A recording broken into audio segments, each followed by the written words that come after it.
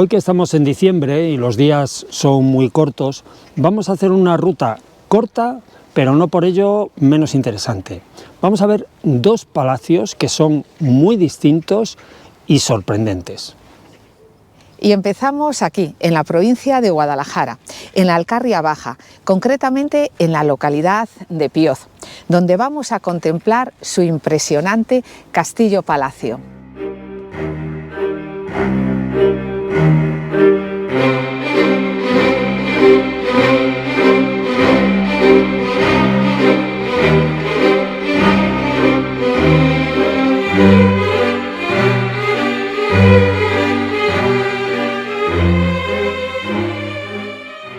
Hay que decir que no se sabe muy bien cuál es el origen de la localidad de Pioz.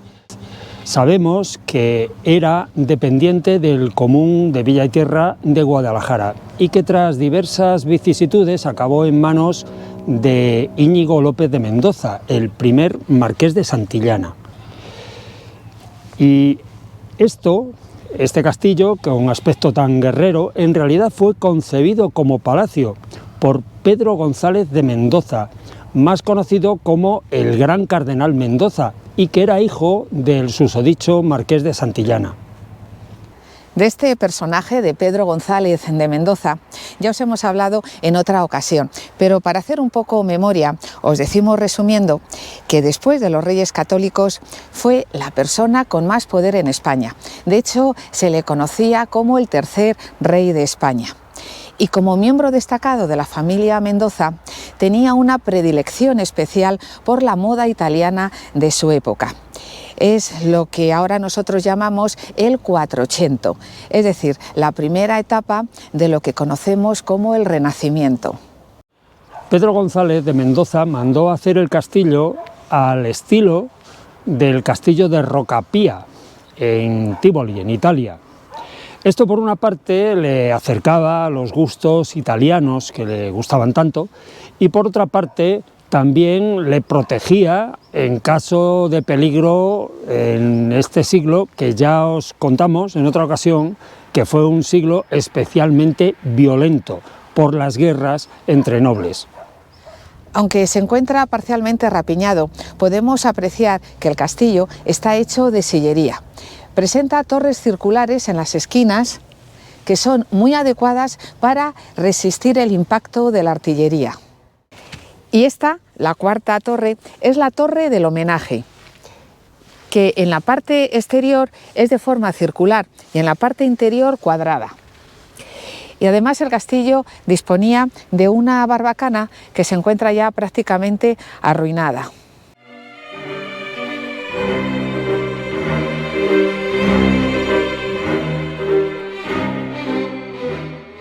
Y una de las cosas curiosas de este castillo-palacio era la forma de acceder a él, ya que tras cruzar el puente elevadizo había que rodear el castillo hasta llegar a la torre del homenaje, porque era junto a esta torre donde se encontraba la puerta principal al edificio.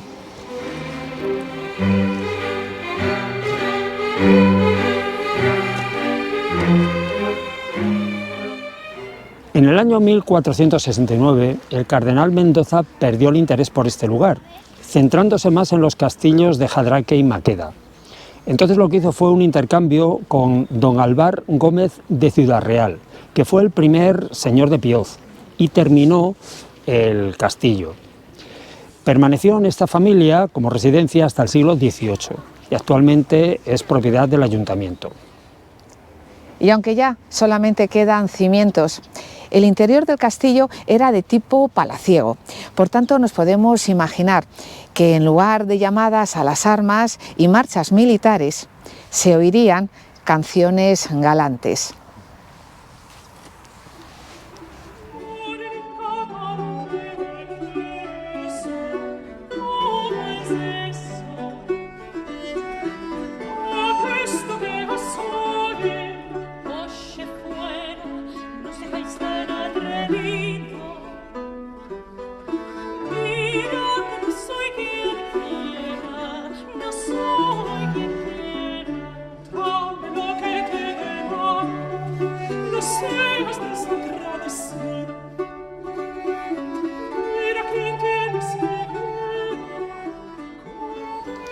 Bueno, y ahora ya nos vamos a ver otro palacio muy distinto de este, pero igual de sorprendente. Pasamos de la Edad Media al siglo XVIII.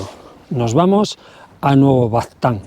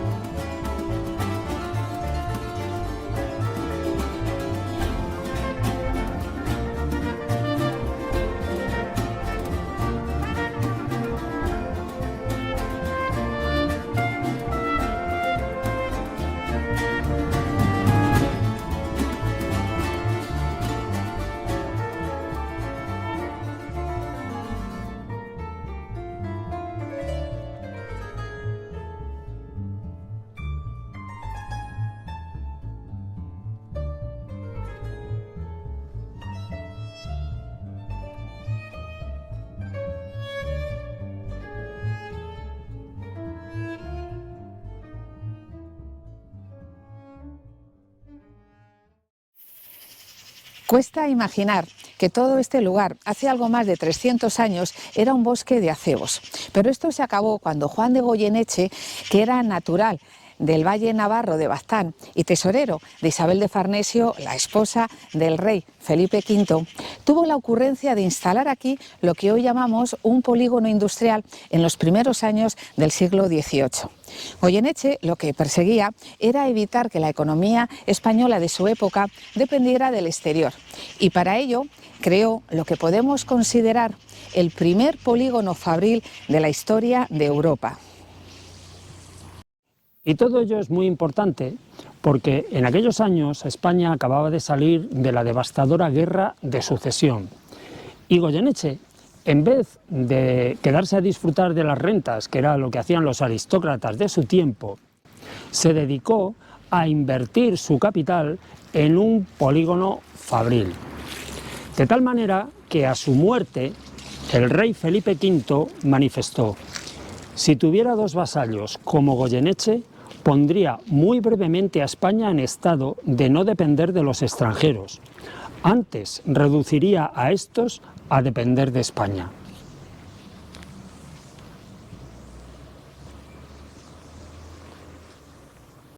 Pero Juan de Goyeneche no le encargó a cualquiera la tarea de crear el poblado y edificar su palacio, sino que se lo encargó nada menos que a José de Churriguera, que era uno de los arquitectos más destacados de su época.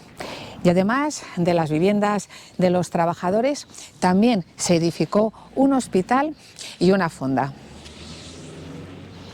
El planteamiento de la población seguía las pautas de las nuevas construcciones que se estaban haciendo en América en aquel tiempo y sirvió de inspiración a Pablo de Olavide para las nuevas poblaciones que se hicieron posteriormente en Andalucía, en Sierra Morena, como la Carolina, la Carlota, la Luisiana, etc.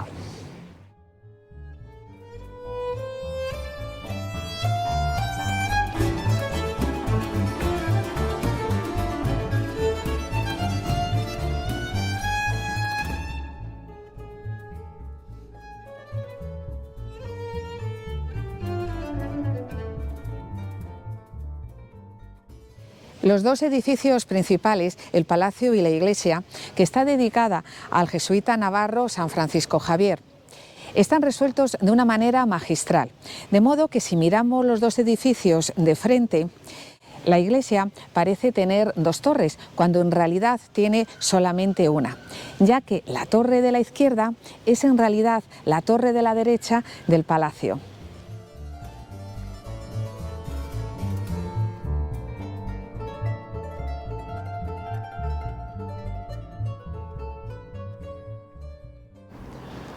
De las fábricas que aquí hubo, la más importante fue la de vidrios finos de alta calidad. Pero no solamente se fabricó esto, sino también paños, sombrero, jabón, agua de la reina de Hungría, etc. Y para ello se trajeron especialistas de primera fila de todas partes de España y de Europa.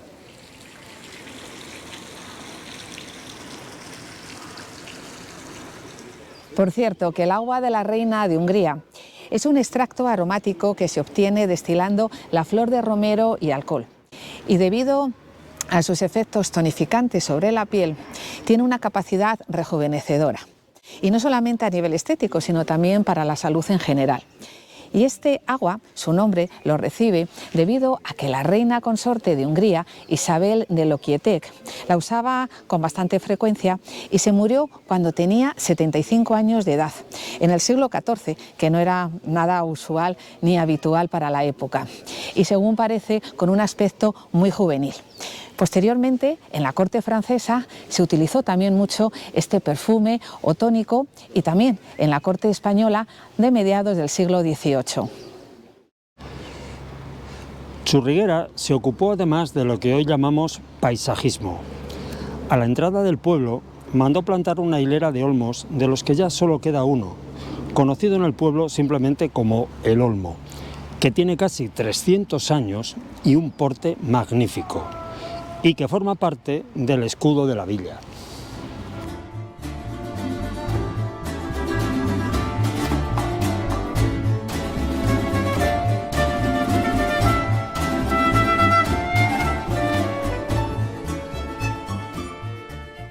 También se proyectaron plazas muy interesantes, como por ejemplo la plaza de fiestas que está junto al palacio y donde se realizaban representaciones teatrales, corridas de toros, etc.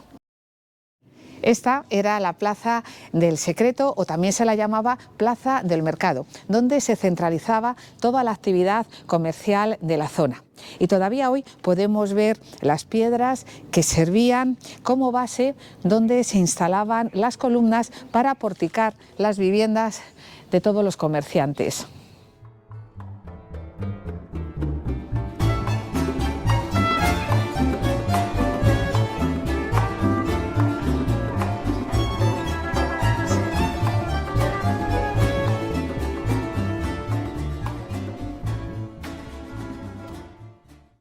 También había otra plaza llamada la Plaza de la Cebada, donde se encontraban las viviendas más humildes de los agricultores y ganaderos. La decadencia de este lugar empezó poco después de la muerte de Goyeneche, cuando se inició una incipiente revolución industrial y se empezaron a hacer fábricas reales como la de la granja de San Ildefonso, donde se trasladaron muchos de los especialistas que aquí había.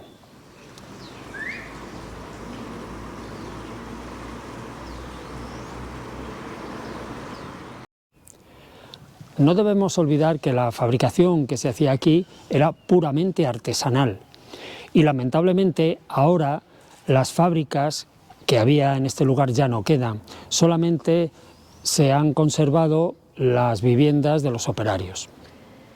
Un asunto que ha creado cierta polémica es saber por qué Juan de Goyeneche instaló aquí su polígono industrial. Hay diversas teorías. Una de ellas apunta a que este lugar se encuentra cerca de varias fuentes fluviales y de varias cañadas reales y por tanto había un continuo trasiego de personas y consecuentemente de posibles clientes. Este pueblo parece haberse quedado anclado en el siglo XVIII y no es de extrañar, por tanto, que aquí se hayan rodado películas como La Celestina e incluso algunas muy curiosas de tipo western, como El regreso de los siete magníficos, con Jules Briner a la cabeza del reparto. Actualmente la población de Nuevo Baztán es muy numerosa, sobre todo debido a la cantidad de urbanizaciones que han proliferado en sus cercanías, y principalmente a la gigantesca urbanización Eurovillas, que fue considerada la urbanización más grande de Europa. Bueno, y aquí con un pequeño toque de modernidad finaliza nuestra ruta de hoy, donde hemos visto dos palacios muy distintos, pero muy interesantes. Y aprovechamos para felicitaros a todos las fiestas. Deseamos que tengáis una feliz Navidad y un próspero año 2026, en el que también nosotros vamos a continuar haciendo rutas en nuestro canal La Historia en Bicicleta y que esperamos que todos también sigáis acompañándonos en ellas. Así que ya solamente que nos queda, Carlos. Pues nada, aun a riesgo de resultar muy pesado, deciros que suscribirse es muy fácil, darle al botón de me gusta también y dejar algún comentario donde expliquéis qué os ha parecido el vídeo también es muy sencillo. Y ya nada más, un fuerte abrazo y hasta el año que viene. Adiós.